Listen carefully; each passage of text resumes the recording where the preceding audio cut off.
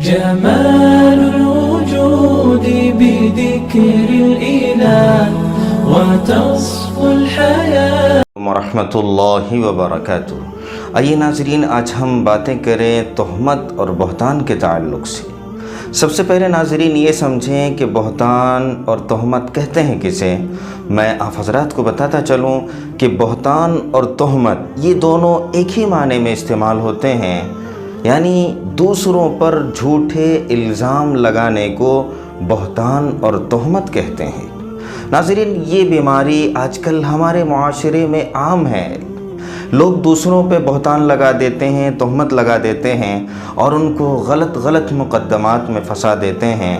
ناظرین، میں آپ حضرات کو بتاتا چلوں کہ یہ تہمت اور یہ بہتان لگانا شریعت کی نظر میں بہت برا عمل ہے۔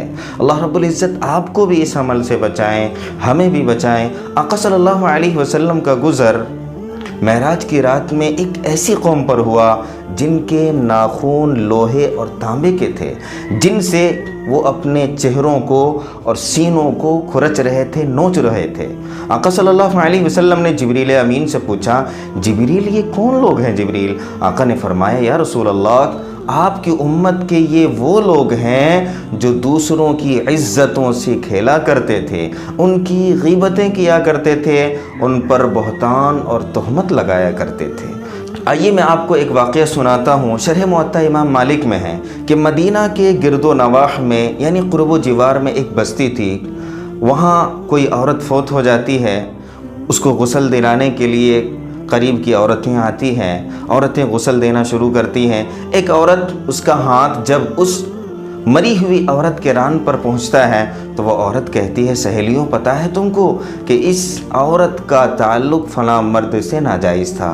ناظرین، اتنا کہنا تھا کہ اللہ کی پکڑ آ گئی اور اس عورت کا ہاتھ اس مری ہوئی عورت کے ران سے چپک جاتا ہے۔ وہ جتنا زور لگاتی ہے، چھڑانا چاہتی ہے، لیکن وہ ہاتھ جو ہے جدا نہیں ہوتا ہے۔ اب کافی تاخیر ہو رہی ہے غسل دینے میں۔ میت کے ورثاء جو ہے آواز دے رہے ہیں، بیوی جلدی غسل کرواؤ، میت کا جنازہ پڑھنا ہے، تدفین کرنا ہے۔ شام ہو گئی لیکن ہاتھ چھوٹنے کا نام نہیں ہوتا۔ رات آ گئی، ہاتھ نہیں چھوٹتا۔ صبح ہو گئی لیکن ہاتھ نہیں چھوٹتا۔ لوگ پریشان حال کہ اس عورت کا ہاتھ جو ہے اس مری ہوئی عورت کے ران سے چپکا ہے، چھوٹنے کا نام ہی نہیں لیتا۔ پریشان پورے دن اور رات گزر گئے۔ لوگوں نے کہا کہ چلو فلاں صاحب سے، مولوی صاحب سے مسئلہ پوچھ کے آتے ہیں، دیکھتے ہیں وہ کیا کہتے ہیں۔ لوگ مولوی صاحب کے پاس گئے، ان سے مسئلہ پوچھا کہ ایسی بات ہے۔ مولوی صاحب نے کہا کہ وہ جو زندہ عورت ہے اس کے ہاتھ کو کاٹ دو۔ تو یہ غسل دینے والی جو عورت تھی، اس کے وارثوں نے کہا کہ نہ، ہم اپنی عورت کو خراب نہیں کریں گے، لہٰذا بات نہیں بنی۔ پھر لوگوں نے کہا کہ اچھا چلو فلاں مولوی کے پاس، ان سے جا کے فتویٰ پوچھتے ہیں، مسئلہ پوچھتے ہیں۔ لوگ ان کے پاس گئے تو اس مولوی صاحب نے مسئلہ بتایا کہ وہ جو مری ہوئی عورت ہے اس کے ران کے گوشت کو کاٹ کے الگ کر دو۔ تو اب وہ جو مری ہوئی عورت تھی، اس کے وارثوں نے کہا کہ نہ، ہم اپنے مردے کو خراب نہیں کرنا چاہتے، بات نہیں بنی۔ اس طرح سے ناظرین کرتے کرتے 3 دن 3 رات گزر گئے۔ عورت کی ناش جو ہے سڑ گئی، بدبو پورے مدینے میں، وہ جو قریہ تھا اس قریے میں بدبو پھیل گئی۔